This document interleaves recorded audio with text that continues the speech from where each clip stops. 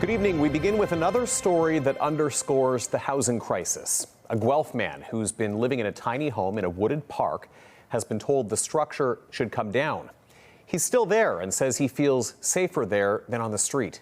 CTV's Krista Simpson was out at the site today and joins us with more details. Krista. Tony, I spoke with the man who lives in the tiny home. I also talked with his son-in-law who built it for him.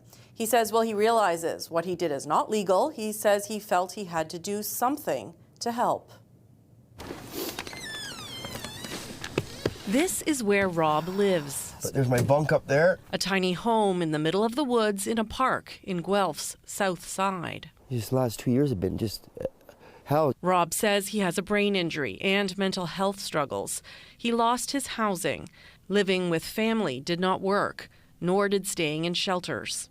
I've slept in apartment building stairwells where I've been kicked out. He says he lived in a tent in the same park during the summer, but as the cold weather set in, his son-in-law tried to help, taking matters into his own hands. Is it legal to build a house in the woods?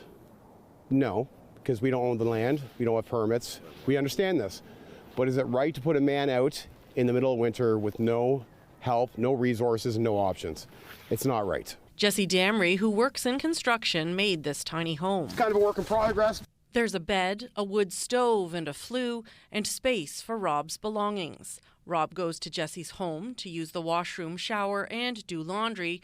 Jesse says the tiny home is built to code. I looked into everything that we needed to make sure this was safe, both for the community and for Robert himself. Surrounded by nature, but Rob says he feels more safe here than he did in a shelter or on the street. Yeah, I trust the wild coyote pack more than some of the people. But Jesse says a bylaw officer with a police officer and mental health worker visited the site and told Rob it would need to be torn down. Upon tearing the structure down, he's allowed to put a tent in place in the exact same spot and live in a tent in the middle of the winter in -30. We reached out to the city of Guelph, who say in a statement the city is responsible for enforcing municipal bylaws, including Guelph's public space use bylaw, as well as other legislation related to shelters and buildings to support community safety. Unfortunately, we cannot speak to specific sites or investigations as a matter of confidentiality.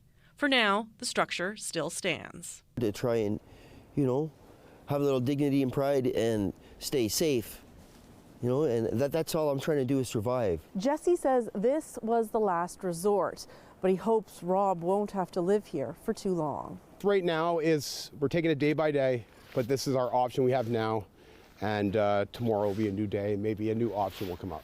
Both Rob and Jesse hope that by speaking up, they will shed light on the challenges faced by those struggling and unhoused. This issue is only getting worse. You can only sweep so many things under the carpet until it starts spilling out, and it's spilling out. Rob saying a little empathy goes a long way. When someone's drowning, you don't need anchors thrown at you. Rob has been living in the tiny home for about 5 weeks now. Overall, he says he hasn't been bothered by other people passing through the park. And for now, it remains where he calls home. Tony. Krista, thank you. CTV's Krista Simpson joining us with that report tonight.